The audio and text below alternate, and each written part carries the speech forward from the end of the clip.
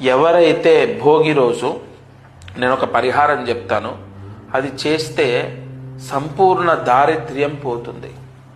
భోగి రోజు బియ్యపిండితో దీపం కుంది చేసి ఆవు నెయ్యి వేసి దీపం వెలిగించండి. మరుసటి రోజు అంటే సంక్రాంతి రోజు ఆ బియ్యాన్ని ఆవుకి తినిపించండి. ఆ దీపం కుంది ఎవరు తొక్కని చోట వేయాలి. ఆ బియ్యం 2 పిరికెళ్ళు అంటే బాగా, ఇప్పుడు నా పిరికెడు అంటే నాది పెద్దగా ఉంది, మీకు లెక్క చెప్పాలంటే 2 మంచినీళ్ళ గ్లాసులు లేదా ఒక పావు కిలో కాదు అరకిలో అనుకోండి.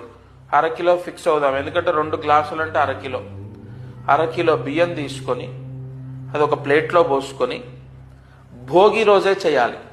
భోగి రోజు మధ్యాహ్నం 12:30 లోపు చేయాలి. ఈ దీపము భోగి యోగాన్ని, సర్వ భాగ్య భోగ యోగాన్ని ప్రసాదిస్తుంది. ఎందుకంటే బుధవారం, అందులో విశేష నక్షత్రంలో ఈ భోగి రావడం, రవి సంక్రమణ మహాముహూర్త ఛాయాయోగం అంటారు. ఆ ప్లేట్లో బియ్యం పోసుకొని దానిపైన ఇది బియ్యపిండితో చేసిన కుందిలో ఆవు నెయ్యి 3 ఒత్తులు ఒక ఒత్తిగా చేసి దీపం. ఆ రోజంతా దీపం మీ పూజా మందిరంలో భోగి దీపం వెలగాలి. సర్వ అష్ట దరిద్ర దోషాలు సకల పీడలు పోతాయి. భోగి రోజు ఈ దీపం. ఎవరైతే భోగి రోజు నేను ఒక పరిహారం చెప్తాను, అది చేస్తే సంపూర్ణ దారిద్ర్యం పోతుంది. భోగి రోజు బియ్యపిండితో దీపం కుంది చేసి ఆవు నెయ్యి వేసి దీపం వెలిగించండి. మరుసటి రోజు అంటే సంక్రాంతి రోజు ఆ బియ్యాన్ని ఆవుకి తినిపించండి. ఆ దీపం కుంది ఎవరు తొక్కని చోట వేయాలి. ఆ బియ్యం 2 పిరికెళ్ళు అంటే బాగా, ఇప్పుడు నా పిరికెడు అంటే నాది పెద్దగా ఉంది, మీకు లెక్క చెప్పాలంటే 2 మంచినీళ్ళ గ్లాసులు లేదా ఒక పావు కిలో కాదు అరకిలో అనుకోండి.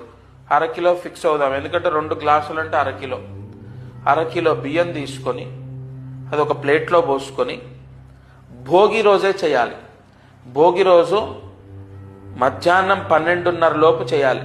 ఈ దీపము భోగి యోగాన్ని, సర్వ భాగ్య భోగ యోగాన్ని ప్రసాదిస్తుంది. ఎందుకంటే బుధవారం, అందులో విశేష నక్షత్రంలో ఈ భోగి రావడం, రవి సంక్రమణ మహాముహూర్త ఛాయాయోగం అంటారు. ఆ ప్లేట్లో బియ్యం పోసుకొని దానిపైన ఇది బియ్యపిండితో చేసిన కుందిలో ఆవు నెయ్యి 3 ఒత్తులు ఒక ఒత్తిగా చేసి దీపం. ఆ రోజంతా దీపం మీ పూజా మందిరంలో భోగి దీపం వెలగాలి. సర్వ అష్ట దరిద్ర దోషాలు సకల పీడలు పోతాయి. భోగి రోజు ఈ దీపం